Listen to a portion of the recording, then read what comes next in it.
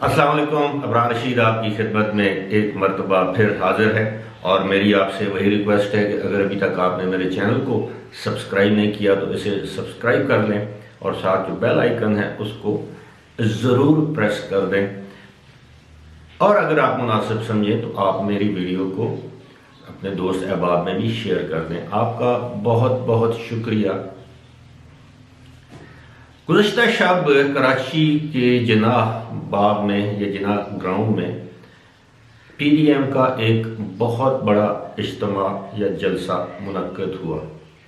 اس جلسے سے P D M کے سربراہ مولانا فضل الرحمان، پاکستان پیپلز پارٹی کے چیئرمین بلاول بھٹو زرداری، پاکستان مسلم لیگ نواز کی نائب صدر مریم نواز شریف اور دیگر بہت سی جماعتوں کے سربراہوں نے خطاب کیا.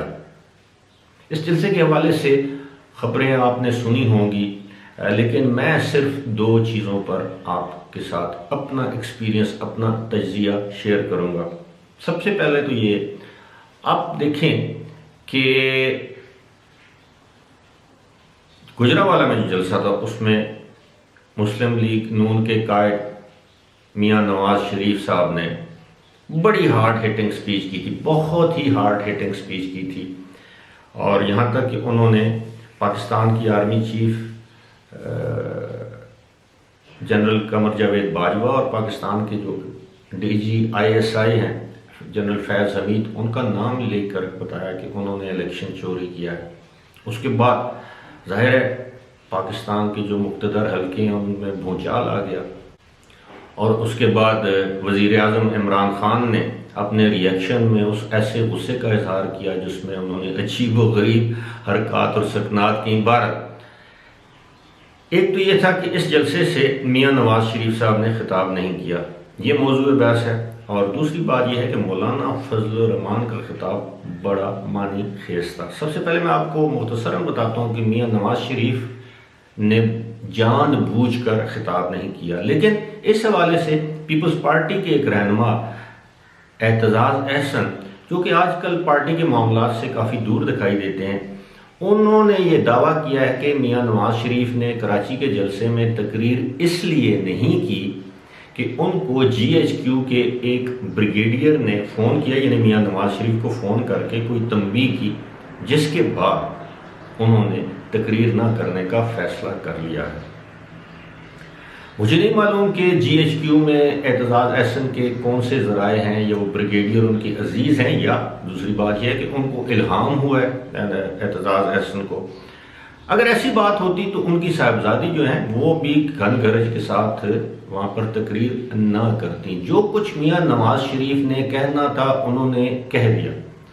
اب انتظار کیا جا سکتا ہے ان کی کسی اگلی دھواں تقریر کا، اور موقع اور وقت کا انتخاب میاں نواز شریف خود کریں گے. ظاہر ہے پاکستان کے کسی ٹیلی ویژن چینل پر ان کی تقریر تو دکھائی جا نہیں سکتی، لیکن آج کل سوشل میڈیا، وہ ٹویٹر پر اپنے بات کر سکتے ہیں، وہ یوٹیوب پر، وہ فیس بک پر، اور اس دن بھی پورے پاکستان ہی نہیں دنیا کے مختلف مقامات پر لوگوں نے جو میاں نواز شریف کی تقریر سنی وہ زیادہ تر لوگوں نے سوشل میڈیا پر سنی، کیونکہ پاکستان کا تو کوئی چینل ان کی تقریر نہیں دکھا رہا تھا.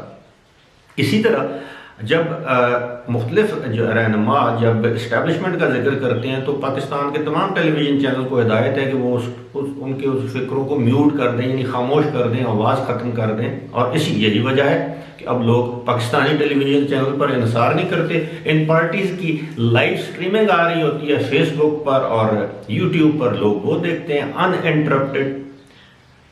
بہرحال اس حوالے سے تو وقت بتائے گا کہ میاں نواز شریف کو کس نے منع کیا. انہوں نے از خود سپیچ نہیں کی، لیکن جو سب سے اہم بات تھی گزشتہ شب کی تقریر میں وہ مولانا فضل الرحمان کا بڑا معنی خیز خطاب تھا. اب لوگوں نے تو وہ خطاب سن لیا، وہ تقریباً آدھے گھنٹے 35 منٹ کا خطاب تھا، لیکن جو اس میں خاص چیز جو مجھے خاص چیز لگی وہ یہ تھی. ایک موقع پر انہوں نے کہا کہ جنرل باجوہ صاحب آپ ہمارے محترم ہیں، ہم آپ کا احترام کرتے ہیں. بڑے عرصے کے بعد مولانا فضل الرحمان نے اس طرح کے الفاظ ادا کیے جنرل قمر جاوید باجوہ کے. گزشتہ سال اکتوبر نومبر میں ان کے بارے میں ان کے خیالات کچھ اور تھے، اور ابھی حال ہی میں انہوں نے جس طرح کی تقاریر کی ہیں وہ آپ سب کے علم میں ہیں۔ لیکن ساتھ ہی ساتھ انہوں نے کہا کہ جب ہمیں تانا دیا جاتا ہے کہ ہم پاک فوج کے خلاف ہے، تو انہوں نے کہا کہ ایسا ہرگز نہیں۔ انہوں نے بڑی خوبصورت مثال دی، بڑی خوبصورت تشبیہ دی۔ وہ کیا تھی؟ انہوں نے کہا کہ پاک فوج ہماری آنکھوں کی پلکیں ہیں، اور پلکیں آنکھوں پر بوجھ نہیں ہوا کرتی، پلکیں آنکھوں کی حفاظت کرتی ہیں۔ ساتھ ہی مولانا بڑے زیرک سیاستدان ہیں، بہت ہی زیرک سیاستدان ہیں، جنہیں معلوم ہے انہوں نے کون سا کارڈ، کون سا پتہ کس وقت کھیلنا ہے۔ مولانا فضل الرحمان نے جب یہ کہا کہ پلکیں آنکھوں پر بوجھ نہیں ہوا کرتی، پلکیں آنکھوں کی حفاظت کرتی ہیں، لیکن کسی بھی وجہ سے ان پلکوں کا ایک بال بھی آنکھ میں پڑ جائے تو وہ آنکھ کے لیے تکلیف کا باعث بن جاتا ہے۔ ساتھ ہی انہوں نے کہا کہ جب وہ بال آنکھ میں پڑ جائے تو آنکھ سے آنسو رواں ہونے شروع ہو جاتے ہیں۔ اس کے بعد یہیں پر نہیں رکے، انہوں نے اس اپنی خوبصورت تشبیہ یا خوبصورت جو ان کے مثال تھی اس کو جاری رکھتے ہوئے کہا کہ اگر تو بال ان آنسوؤں کے ساتھ باہر نکل آئے تو اچھی بات ہے، ورنہ اس بال کو انسان خود اپنے ہاتھ سے، یعنی اس بال کو نکالنا پڑتا ہے۔ اب یہ اتنی معنی خیز بات ہے کہ اگر آپ اس کو گزشتہ سال کے دوران یا کچھ مہینوں کے دوران مولانا فضل الرحمان کے بیانیے، نواز شریف کے بیانیے، بلاول بھٹو کے بیانیے اور دیگر سیاسی جماعتوں کے جو قائدین ہیں ان کے بیانیے سے ملائیں تو بات آپ کے کھل کے سمجھ آ جاتی ہے کہ وہ اس فوج کے ادارے کا نام لے کر، پلکوں کا، آنکھوں کی مثال لے کر، تشبیہ دے کر انہوں نے یہ جو بات کی ہے، یہ پیغام انہوں نے کس کو دیا ہے؟ ظاہر ہے فوج کے ادارے کو، کہ فوج ہماری آنکھوں کی پلکیں، آنکھوں کی حفاظت، ایک بال آنکھ میں گر جائے آنکھوں کی تکلیف بڑھنا۔ اور ایک مرتبہ پھر مولانا فضل الرحمان نے اس بات کا اعادہ کیا کہ ہم اب پاکستان کے غریب عوام کو محکوم شہریوں کے طور پر رہنے کی اجازت نہیں دیں گے، اب ہم ان کو آزاد کروائیں گے۔ ہم محکوم طور پر نہیں رہ سکتے، ہم اپنی تقدیر کا فیصلہ کرنے کے لیے چند افراد کو اختیار نہیں دے سکتے۔ وقت آ گیا ہے کہ جن لوگوں نے کوئی بھی کسی بھی قسم کی مجرمانہ غفلت کی ہے، چوری کی ہے، ڈاکہ مارا ہے، ان لوگوں کو قوم سے معافی مانگنا ہوگی۔